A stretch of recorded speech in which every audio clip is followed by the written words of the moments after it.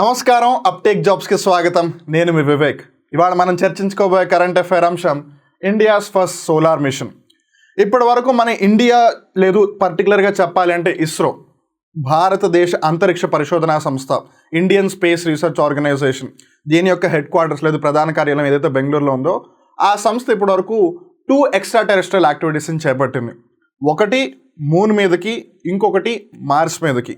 And for the first time మనం సూర్యుడి మీదకి వెళ్ళబోతున్నాం. సూర్యుడి మీద కంటే మరీ సూర్యుడి మీదకి ఏమి వెళ్ళిపోము, అట్లీస్ట్ సూర్యుడి దగ్గరికి వెళ్తున్నాం అని చెప్పొచ్చు. And in that way we are calling it as India's first solar mission. ఈ ఇండియాస్ ఫస్ట్ సోలార్ మిషన్కి వాళ్ళు పెట్టిన పేరు ఆదిత్య L1. ఆదిత్య అంటే సూర్యుడు, భాస్కరుడు, రవి, మనందరికీ తెలిసిందే. కానీ దానికి L1 అనే పేరు ఎందుకు పెడుతున్నారు? ఈవెన్ మీరు ఒకవేళ చంద్రయాన్ లేదు మంగళయాన్ గమనించినా, మంగళయాన్ టెక్నికల్ పేరు ఏంటిది, లేదు రియల్ నేమ్ ఏంటిది? Mars orbiter mission, MOM. కాకపోతే మంగళ గ్రహం మీదకి ప్రయాణం కాబట్టి మంగళయాన్ అని పెట్టారు. చంద్రుడి మీద నీళ్లు ఉన్నాయా లేదు, చంద్రుడి యొక్క వాతావరణం ఏంటి అని తెలుసుకోవడానికి చంద్రయాన్ని పంపించారు. మరి అలానే ఇక్కడ ఆదిత్యయాన్ అని పెట్టచ్చు కదా, ఆదిత్య L1 అని ఎందుకు పెడుతున్నారు? ఇలా చాలా మందికి చాలా డౌట్స్ ఉన్నాయి. And more over this is the first solar machine కాబట్టి a lot of people are looking forward to it. And ఇప్పటివరకు సూర్యుడి మీదకి పంపించిన మిషన్స్లో ఎక్కువ దేశాలు లేవు. Even if you talk about moon, if you talk about Mars, hardly ఒక 2-3 దేశాలు వాటికి సంబంధించి ట్రై చేశాయి. కాబట్టి India want to be the superior space power. No doubt about it, we will become one day. So ఆ due course ప్రొసీజర్లోనే ఈ Aditya L1 అనే మిషన్ కూడా చాలా ప్రెస్టీజియస్ ఇస్రోకి and at the same time మన భారతదేశ ప్రజలందరికీ కూడా. సో అందుకని కాంపిటేటివ్ ఎగ్జామ్స్ దృష్ట్యా అసలు ఆదిత్య L1 అంటే ఏంటి, ఇస్రోకి సంబంధించిన అడగచ్చు. అలానే ఆదిత్య L1లో ఎస్పెషల్లీ ఆ L1 రిగార్డింగ్ క్వశ్చన్స్ అడిగే అవకాశం ఉంది. ఆదిత్య L1 కాకుండా వేరే దేశానికి సంబంధించిన అంతరిక్ష పరిశోధనా సంస్థలు ఇంకేమైనా మిషన్స్ లాంచ్ చేశాయా, లేదు లాంచ్ చేసే ప్లాన్లో ఉన్నాయా, ఒకవేళ లాంచ్ చేసే ప్లాన్లో ఉంటే ఇంతకీ ఏ దేశ అంతరిక్ష పరిశోధనా సంస్థలు అవన్నీ లాంచ్ చేస్తున్నాయి, ఇలా చాలా క్వశ్చన్స్ అడిగే అవకాశం ఉంది. And hence it becomes very very important to know about this. First and foremost అసలు మన ఈ అంశం గురించి ఎందుకు చర్చించుకుంటున్నాం, why India's first solar mission or Aditya L1 is in the news అని గమనిస్తే, recently, the visible line emission coronagraph, which is in short called as VLEC, the primary payload on board Aditya L1, was handed over to Indian Space Research Organization ISRO by the Indian Institute of Astrophysics IIA. ఇక్కడ మీరు జాగ్రత్త గమనించాల్సింది ఏంటంటే, ఈ ఆదిత్య L1లో ఒకటి కాదు 7 payloads ఉన్నాయి. ఇప్పుడు మీకు వచ్చే డౌట్ ఏంటంటే పేలోడ్స్ అంటే ఏంటి అని. ఉదాహరణకు మనం ఒక శాటిలైట్ని తీసుకుందాం. ఇప్పుడు శాటిలైట్ని పైకి పంపిస్తున్నప్పుడు శాటిలైట్లో ఫ్యూయల్ కెపాసిటీకి వాళ్ళు అవన్నీ ట్యాంక్స్ చూసుకోవాలా, ఫ్యూయల్ మెటీరియల్ చూసుకోవాలా, అలానే శాటిలైట్ బరువు ఉంటుందా, శాటిలైట్లో వేరే ఇన్స్ట్రుమెంట్స్ ఏమన్నా పెడితే అవి కూడా కన్సిడర్ చేయాలా. అలా దాని యొక్క మొత్తం బరువు ఏదైతే ఉంటుందో దానిని పేలోడ్ అంటారు. పేలోడ్ అనేది చాలా చాలా ఇంపార్టెంట్. ఎందుకనంటే ఒకటి, మీరు ఎస్కేప్ వెలాసిటీని బీట్ చేసి స్పేస్లోకి వెళ్ళాలి కదా. ఎస్కేప్ వెలాసిటీ అంటే ఏంటి, 11.6 km/s. మీరు ఆ స్పీడ్తో కనుక పైకి వెళ్ళకపోతే మీరు భూమి యొక్క గురుత్వాకర్షణ శక్తి, గ్రావిటేషన్ ఫోర్స్ని బీట్ చేయలేరు. సో మీరు ఆ స్పీడ్ని అచీవ్ చేయాలంటే ఆబ్వియస్లీ బరువు ఎక్కువగా ఉండకూడదు. There is a limit to it. And at the same time మీరు ఎక్కువ దూరం ట్రావెల్ చేయాలన్నప్పుడు బరువు ఎక్కువగా ఉంటే it won't be able to travel longer distances. So బరువు తగ్గించేయాలి. సో అందుకని payload is always plays a key role. So అందుకని ఈ పేలోడ్స్లో కూడా 7 పేలోడ్స్ ఉన్నాయన్న సంగతి అయితే మనకు తెలిసింది కదా. అందులో ద మేజర్ వన్, అన్నిటికంటే అత్యంత బరువైనది ఏదైతే ఉందో అదే visible line emission coronagraph, which is being in short called as VLEC. దీనిని ఇస్రోకి అందించారు. ఇస్రోకి ఎవరు అందించారు? Indian institute of astrophysics. ఇప్పుడు మనం ఇక్కడ 2 విషయాలు తెలుసుకోవాలి. ఒకటి, ఇస్రో ఇండియాకి సంబంధించిన స్పేస్ రిలేటెడ్ యాక్టివిటీస్ ఏవైనా సరే దానికి ప్రీమియర్ ఇన్స్టిట్యూట్ ఇస్రో. ఈ ఇస్రో యొక్క హెడ్ క్వార్టర్స్ ఎక్కడ ఉంది? బెంగళూరులో ఉంది. రిమెంబర్, బెంగళూరుని ఇప్పుడు బెంగళూరు అని పిలుస్తున్నారు, సో కన్ఫ్యూజ్ అవ్వద్దు. కానీ ఇస్రో తన యొక్క రాకెట్స్ని ఎక్కడి నుంచి లాంచ్ చేస్తుంది? తన యొక్క రాకెట్ లాంచింగ్ సెంటర్ నుంచి. అది ఎక్కడుంది? ఆంధ్రప్రదేశ్ రాష్ట్రంలో శ్రీహరికోట అనే ప్రాంతంలో ఉంది. ఆ శ్రీహరికోట ప్రాంతంలో ఉండే పేరు ఏంటిది? షార్, శ్రీహరికోట రేంజ్. దాన్నే సతీష్ ధావన్ స్పేస్ సెంటర్ అంటారు, SDSC. అక్కడి నుంచే ఇండియాకి సంబంధించిన ఏ స్పేస్ ప్రోగ్రామ్కి సంబంధించిన రాకెట్స్ అయినా సరే అక్కడి నుంచే లాంచ్ చేస్తారు. అండ్ ఇక్కడ ఈ VLECని ఇస్రోకి అందించింది ఎవరు? Indian institute of astrophysics.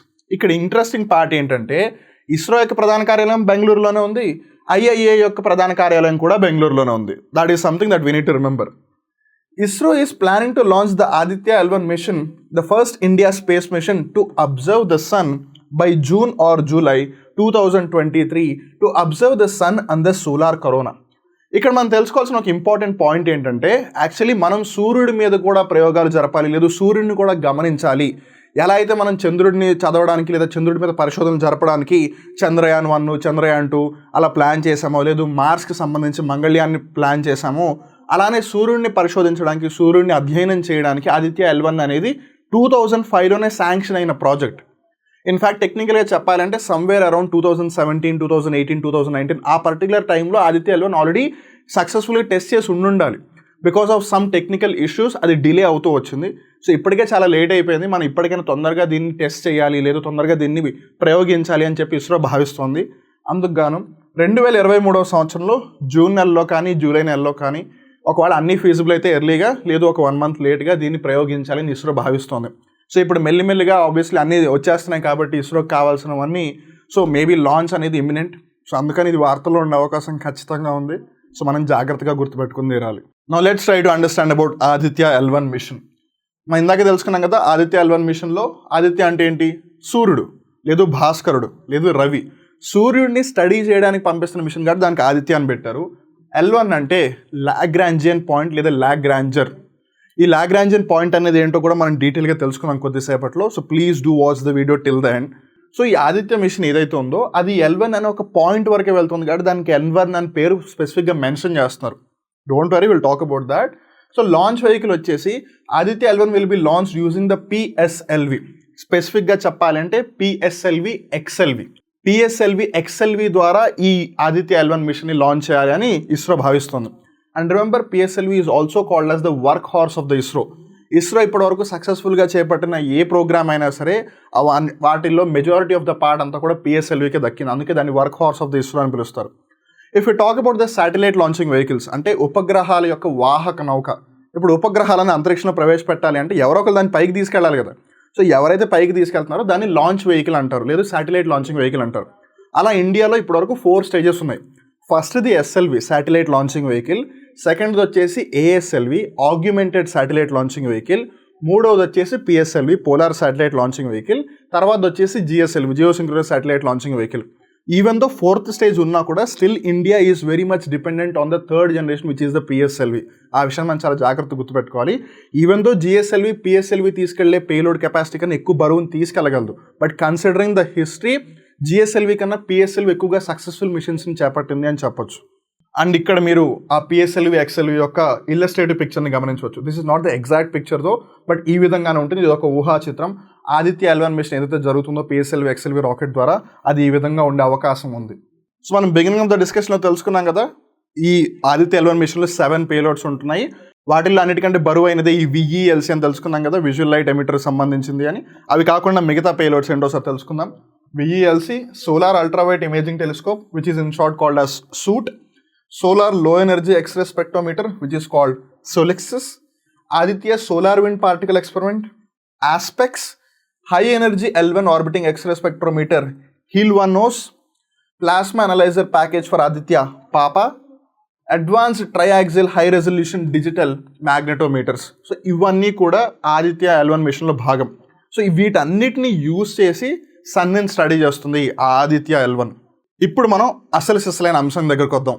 Why is Aditya L1 being launched? ఎందుకు మన ఆదిత్య L1 కార్యక్రమాన్ని చేపడుతున్నాం, దాని యొక్క ముఖ్య ఉద్దేశం, దాని యొక్క లక్ష్యం, వాట్ ఈస్ ద ఆబ్జెక్టివ్ అని గమనిస్తే, Aditya L1 will study the Sons corona, Sons photosphere, chromosphere, solar emissions, solar winds and flares and coronal mass ejections and will carry out round the clock imaging of the sun. ఆ L1 point గురించి మీకు డీటెయిల్గా తెలిసినప్పుడు ఈ round the clock imaging of the sun అనేది కూడా ఇంకా క్లియర్గా అర్థమవుతుంది. డోంట్ వరీ, నేను ఇందాకే చెప్పాను, మనం కొద్దిసేపులో డిస్కస్ చేసుకుందాం దాని గురించి. సో బేసిక్గా ఈ ఆదిత్య L1 మిషన్ ఎందుకు చేపడుతున్నారు అని అంటే, if we talk this is the sun మనకి యాజ్ ఇట్ ఈస్గా ఉన్నట్టు ఇలా గుండ్రంగా ఉన్నా సరే దానికి చుట్టుపక్కల కొంచెం ఎజెక్షన్స్ అవుతూ ఉంటాయి. So sun is a hot ball, it is a star, అది ఒక నక్షత్రం, దాని లోపల ఎంతో ఉష్ణోగ్రత ఉంది. సో ఆ వేడి అలా ఊరికి కంట్రోల్గా పెట్టుకుని కూర్చోదు, అది ఆ వేడిని వెదజల్లుతూ ఉంటుందన్నమాట. సో ఆ వెదజల్లేది ఏదైతే ఉందో that is nothing but the coronal mass ejections. So అలా కొన్నిసార్లు సోలార్ ఫ్లేర్స్ కూడా వస్తూ ఉంటాయి. ఆ సోలార్ ఫ్లేర్స్ ఎంతలా వస్తాయి అని అంటే సన్ దగ్గర కాదు, కొన్నిసార్లు ఇది ఈవెన్ ఎర్త్ని కూడా టచ్ చేస్తూ ఉంటుంది. అలా ఎర్త్ని టచ్ చేసినప్పుడు మన ఎర్త్ యొక్క మ్యాగ్నెటిక్ ఫీల్డ్ కూడా చేంజ్ అయ్యే అవకాశం ఉంది. కొన్నిసార్లు అరోరా బొరియాలిస్ లాంటి ఫినామినన్స్ కేవలం నార్త్ పోల్ దగ్గర, సౌత్ పోల్ దగ్గర అక్కడే కాకుండా ఈవెన్ ఈక్వేటర్ దగ్గర కూడా గమనించిన రోజులు ఉన్నాయి. So that's how powerful these flares and ejections are. So అందుకని అసలు అవి ఏ విధంగా వస్తున్నాయి, ఇంత దూరం ప్రయాణించడానికి దానికి ఎనర్జీ ఎక్కడి నుంచి వస్తుంది, and remember this is energy that is having or being with the sun. And అలానే అంత కంటిన్యూస్గా ఎజెక్ట్ ఎలా చేస్తుంది, ఆ ప్రొసీజర్ ఏంటి, అలానే దాని యొక్క ఫోటోస్పియర్ ఏంటి, దాని యొక్క క్రోమోస్పియర్ ఏంటి. Chromosphere is nothing but regarding the colour. So వీటన్నిటిని స్టడీ చేయడానికి, and remember round the clock study చేయడానికి ఆదిత్య L1 వెళ్తుంది. రౌండ్ ద క్లాక్ అంటే కంటిన్యూస్గా త్రూ అవుట్ ద ఇయర్. ఇక్కడ జాగ్రత్త గమనించాల్సింది, ఇప్పుడు దీన్ని ఏదో ఒక ఆర్బిట్లో ప్రవేశపెట్టాలా, కానీ ఆదిత్య L1ని ఎక్కడికి తీసుకెళ్తున్నారు అంటే ఒక పర్టికులర్ పాయింట్కి తీసుకెళ్ళి అసలు ఎర్త్తో సంబంధం లేని ఆర్బిట్లో ప్రవేశపెడతాం. Of course there is relation to earth, but టెక్నికల్గా చెప్పాలి అంటే ఎర్త్ తిరిగే రొటేషన్కిను సన్ని అది అబ్జర్వ్ చేయడానికి పెద్దగా డిస్టర్బెన్స్ ఏమీ ఉండదు. And that is why L1 point is very very important for Aditya L1 machine.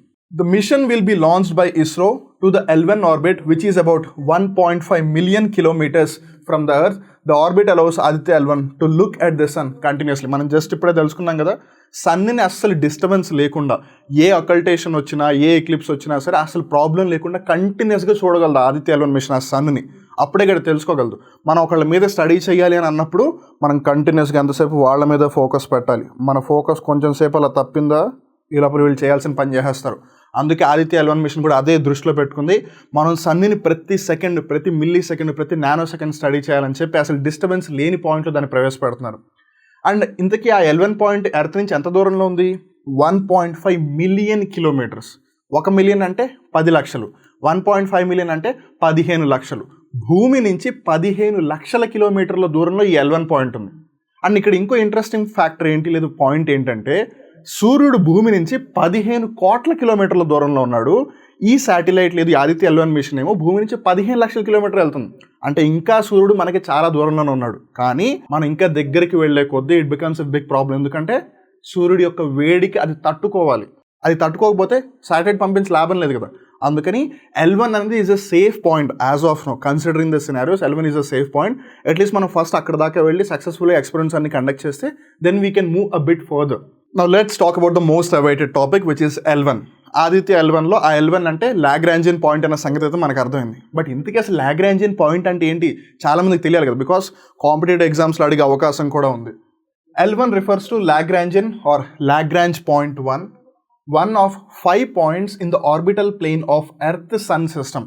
So ఇప్పుడు సోలార్ సిస్టంలో ఎర్త్ ఒక్కటే ఉందా? లేదు. Mercury, Venus, Mars, Jupiter, Saturn, Uranus, Neptune, ఒకప్పుడు ప్లూటో కూడా ఉండేది.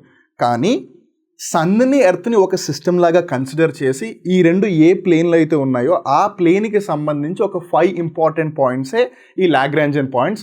అందులో L1 పాయింట్ ఏదైతే ఉందో ఆ L1 పాయింట్కి ఆదిత్య మిషన్ పంపిస్తున్నారు. Lagrange points are positions in space where the gravitational forces of a 2 body system. ఇక్కడ 2 బాడీస్ ఏంటిది? ఒకటి సన్ను, ఒకటి earth. Produce enhanced regions of attraction and repulsion. అంటే అక్కడ ఫోర్సెస్ ఆఫ్ అట్రాక్షన్ ఉంది, ఫోర్సెస్ ఆఫ్ రిపల్షన్ కూడా ఉంది. which ensures the spacecraft to reduce fuel consumption needed to remain in position. అంటే అదే పొజిషన్లో L1 పొజిషన్లో అలానే స్టేబుల్గా ఉండి సన్ని కంటిన్యూస్గా చూస్తూ ఉండడానికి ఇట్ బికమ్స్ ఈజీ. అందుకని వాళ్ళు L1 పొజిషన్ పిక్ చేశారు. అండ్ ఇక్కడ ఇంకో విషయం జాగ్రత్తగా గమనించినట్టయితే మనం ఇందాక తెలుసుకుంది ఏంటి? 2 బాడీ సిస్టమ్, ఒకటి సన్ను, ఇంకోటి ఎర్త్. ఇప్పుడు ఇక్కడ ఎర్త్ చుట్టూతో మూన్ కూడా తిరుగుతూ ఉంటుంది కదా, ఇక్కడ మీరు జాగ్రత్తగా గమనించవచ్చు. సో అక్కడ మూన్ కూడా అడ్డం రావట్లేదు ఈ శాటిలైట్కి. ఇక్కడ సన్ ఉన్నారు, అది L1, వెనకాల ఎర్త్ ఉంది, ఎర్త్ చుట్టూతో మూన్ తిరుగుతున్నాడు. సో ఇక్కడ అకల్టేషన్ కానీ ఎక్లిప్స్ వచ్చే అవకాశమే లేదు. ఎక్లిప్స్ కానీ అకల్టేషన్ కానీ అంటే ఏంటి? ఇప్పుడు ఉదాహరణకి సూర్యుడికి భూమికి మధ్యలో చంద్రుడు వస్తే అది సోలార్ ఎక్లిప్స్ అవుతుంది. సూర్యుడికి చంద్రుడికి మధ్యలో ఒకవేళ భూమి వస్తే అది లూనార్ ఎక్లిప్స్ అవుతుంది. లేదు అకల్టేషన్ అంటే ఒక సెలెస్టియల్ బాడీ ఇంకో సెలెస్టియల్ బాడీకి అడ్డంగా రావడం అనమాట. ఇప్పుడు ఉదాహరణకి ఎక్లిప్స్లో అదే కదా జరిగేది. ఇక్కడ సన్ ఉన్నాడు, ఇక్కడ ఎర్త్ ఉంది, ఈ మూన్ ఎర్త్ చుట్టూతో తిరుగుతున్నప్పుడు ఒకవేళ సన్కి ఎర్త్కి మధ్యలో వచ్చేస్తేనే కదా సోలార్ ఎక్లిప్స్ వచ్చేది. కానీ ఈ L1 పాయింట్ ఆ మూన్ ఆర్బిట్ కన్నా ముందు ఉంది. సో ఈ ఎనీ విచ్ ఆ L1కి అసలు అకల్టేషన్ అనేది జరగదు, ఎక్లిప్స్ అనేది జరగదు. సో త్రూ అవుట్ దేర్ కంటిన్యూస్గా సన్ని అబ్జర్వ్ చేస్తూ ఉండగలదు. సో ఇదే ఆర్బిట్లో హ్యాపీగా ఇలా తిరుగుతూ ఉంటుంది అది. So throughout the year imaging చేయగలదు. కాబట్టి సన్ గురించి ఇంకా డీటెయిల్గా తెలుసుకునే అవకాశం ఉంది. And that's why L1 point is very very important. So Aditya satellite లేదా మిషన్ ఏదైతే ఉందో దాన్ని ఇక్కడ L1 పాయింట్ దగ్గరే ప్రవేశపెడుతున్నారు కాబట్టి దానిని ఆదిత్య L1 అని పిలుస్తున్నారు. లేదు ఒకవేళ ఫ్యూచర్లో ఆదిత్య పేరు మీద వేరే శాటిలైట్ని వేరే పాయింట్లో పెడతాం, మేబీ కన్సిడరింగ్ L4లో పెట్టారనుకోండి, అప్పుడు ఆదిత్య L4 అని పిలిచే అవకాశం ఉంది. సో ఆ విషయం జాగ్రత్తగా గుర్తుపెట్టుకోండి. A satellite placed in the hollow orbit around the L1 has the major advantage of continuously viewing the sun without any occultation eclipses. ఇందాక తెలుసుకున్నాం కదా, ఇక్కడ L1 ఉంది, ఇది మూన్ యొక్క ఆర్బిట్. సో ఎట్మాక్స్ ఇక్కడ చూసుకున్న మూన్ ఇక్కడికి వస్తాడు, కానీ ఇక్కడ L1 పాయింట్ అనేది ముందుకుంది కాబట్టి అసలు ప్రాబ్లం లేదు. The L1 point is home to the Solar and Heliospheric Observatory, which is called SOHO, an international collaboration project of NASA and the USA. NASA అంటే ఎవరిది? అమెరికా యొక్క స్పేస్ అడ్మినిస్ట్రేషన్. USA అంటే ఏంటి? European space agency. చాలామంది NASA యొక్క full form తెలీదు, national aeronautical and space administration అనమాట. So already ఈ L1 పాయింట్ దగ్గర నాసా, యూరోపియన్ స్పేస్ ఏజెన్సీ ఇద్దరు కలిసి ఈ సోహో అనే ప్రాజెక్ట్ని స్టార్ట్ చేస్తారు. సో ఇప్పుడు దానికి హెల్ప్గా ఆదిత్య L1 కూడా ఉంటుందన్నమాట. సో ఇక్కడ మనం జాగ్రత్తగా గమనిస్తే, ఈవెన్ దో అంతరిక్షంలో నేను ముందు అని అన్ని కంట్రీస్ కొట్టుకున్నా, at the end of the day అందరూ కలిసి చేస్తుంది ఏంటిది? మానవాళి యొక్క ప్రగతికి, మానవాళి యొక్క అభివృద్ధికి చేయగలిగిన కార్యక్రమాలన్నీ చేస్తున్నారు. ఈవెన్ మూన్ మీద వాటర్ ఉంది అని ఫైండ్ అవుట్ చేసినా, మార్స్ మీద ఒకవేళ ఎవరు కాలనీ స్టార్ట్ చేసినా, at the end of the day ఒక పాయింట్ ఆఫ్ టైంలో అందరూ వెళ్ళే అవకాశం ఉంది కదా. సో ఫస్ట్ ఎవరు స్టార్ట్ చేసినా సరే it paves the way to the second one as well. అలానే మనం ఇందాక బిగినింగ్ ఆఫ్ ద డిస్కషన్ అనుకున్నాం కదా, కాంపిటేటివ్ ఎగ్జామ్స్ దృష్ట్యా ఆదిత్య L1 కాకుండా లేదు ఈ ఆస్పెక్ట్ రిలేటెడ్ ఏమన్నా క్వశ్చన్స్ అడగచ్చు అని. సో వేరే కంట్రీస్ యొక్క ప్రాజెక్ట్స్ ఏంటంటే మనం ఇందాక తెలుసుకున్నాం, సోహో నాసాలని USA రెండు కలిపి ఆర్గనైజ్ చేశాను. అలానే NASA's Parker solar probe which AIIMS to trace how energy and heat move through the Sons corona and to study the source of the solar winds acceleration. ఇప్పుడు solar winds, solar flares వస్తాయని మనం తెలుసుకున్నాం కదా. Sun ఏమి దగ్గరికి లేడు కదా, 15 కోట్ల కిలోమీటర్ దూరంలో ఉన్నాడు భూమి నుంచి. అయినా సరే అక్కడి నుంచి సోలార్ ఫ్లేర్స్ అసలు ఇక్కడ దాకా ఎలా వస్తున్నాయి? దానికి యాక్సలరేషన్ ఎవరు ఇస్తున్నారు? ఈ సన్ లోపల హీట్ అంతా ఉంది, ఆ ఎనర్జీ అంతా సన్ యొక్క కేంద్రకం సెంటర్లో ఉంది, కోర్లో ఉంది. అక్కడి నుంచి అది కరోనాను దాటి కూడా బయటకు వచ్చేస్తుంది. సో అదంతా ఎలా పాసిబుల్ అని తెలుసుకోవడానికి నాసా వాళ్ళు పార్కర్ని పంపించారు. It is part of NASA's Living with a Star program that explores different aspects of the Sun-Earth system. So ఇప్పుడు ఈ స్టార్ లేకపోతే అసలు భూమి అనేది లేదు కదా. సో అందుకని వాళ్ళు ఒక స్టార్తో కలిసి ఉండడం అనే ప్రాజెక్ట్ నేపథ్యంలో సన్ని స్టడీ చేయడానికి ఆ పార్కర్ అనే ప్రోగ్రామ్ పంపించారు. సో ఇప్పుడు ఇస్రోకి ఆదిత్య అంత ఇంపార్టెంట్, నాసాకి పార్కర్ అంత important. Solar orbiter, a joint mission between ESA and NASA to collect data that will help answer a central question of heliophysics. హీలియోఫిజిక్స్ అంటే ఏంటి? ఫిజిక్స్ అంటే తెలుసు, భౌతిక శాస్త్రం. హీలియో అంటే సన్నికి సంబంధించింది అని. ఇప్పుడు ఆస్ట్రోఫిజిక్స్ అంటే ఏంటి? అంతరిక్షానికి సంబంధించి ఏవైతే ఫిజికల్ ఈవెంట్స్ జరుగుతున్నాయో సో ఆ స్పేస్కి సంబంధించిన ఫిజిక్స్ గురించి స్టడీ చేసేది ఆస్ట్రోఫిజిక్స్. అలానే సన్నికి సంబంధించి ఏవైతే ఫిజిక్స్ ఆస్పెక్ట్స్ ఉన్నాయో దానిని స్టడీ చేసేది heliophysics. Like how the sun creates and controls the constantly changing space environment throughout the solar system. ఇప్పుడు ఫస్ట్ ప్లేస్లో అసలు సోలార్ సిస్టమ్ ఉంది అని అంటే సన్ ఉండడం వల్లే కదా. సన్ని రోమన్ భాషలో సోల్ అని పిలుస్తారు, అందుకే కొన్నిసార్లు సోలార్ సిస్టమ్ అంటారు, కొన్నిసార్లు సన్ సిస్టమ్ అంటారు. కంగారు పడాల్సింది ఏమీ లేదు. సో ఇప్పుడు ఫస్ట్ ప్లేస్లో ఆ సన్ ఉంది which is a star, because of is there are planets and this whole thing is a system. So ఇప్పుడు ఈ సిస్టమ్ మొత్తం కూడా సన్ని కదా కంట్రోల్ చేస్తుంది. సో సన్ను చేంజ్ అవుతూ సన్ను చుట్టూతో ఉన్న ఎన్వైర్మెంట్ని కూడా అది కంట్రోల్ చేస్తుంది. అదే సేమ్ ఈ ఎన్వైర్మెంట్ చేంజ్ అవుతున్న దాన్ని కూడా సన్నే కదా కంట్రోల్ చేస్తుంది. సో ఈ ప్లానెట్లో జరిగే చేంజ్ అన్నింటినీ సన్నే కంట్రోల్ చేస్తుంది కదా. సో వీటన్నిటిని తెలుసుకోవడానికి సోలార్ ఆర్బిటర్ అనే ఒక ప్రోగ్రామ్ నాసా USA కలిసి చేస్తున్నారు. And that might also come in the examination and hence it becomes very important. So చూసారుగా ఆదిత్య L1 మిషన్. L1 అంటే ఏంటి? Lagrangian point. సో లాగ్రాంజియన్ పాయింట్లో మనం ఒక ప్రోబ్ని ప్రవేశపెట్టడం వల్ల ఏ స్పేస్ అకల్టేషన్ వచ్చినా లేదు ఏదైనా ఎక్లిప్స్ జరిగినా సరే మనకి ఏ విధమైన ప్రాబ్లం ఉండదు, because there will be continuous observation on the sun. So ఈ ఆదిత్య L1 మిషన్ ద్వారా మన జీవితంలో మనం కూడా నేర్చుకోగలిగిన ఒక ముఖ్యమైన అంశం ఏంటి? మీరు ఏదైనా సాధించాలి అంటే మీ ఫోకస్ ఎప్పుడు దాని మీద ఉండాలి. మీరు ఒక్క ఫ్రాక్షన్ ఆఫ్ సెకండ్ ఇలా చేసినా ఏ దుర్ఘటన అయినా చోటు చేసుకోవచ్చు, ఏ సంఘటన అయినా చోటు చేసుకోవచ్చు. అందుకని be careful with even your preparation, even with your life as well. On that note, this brings us to the end of today's current affair. We'll again meet in a new current affair episode. Till then, watch Uptake Jobs, update yourself. This is Vivek, signing off.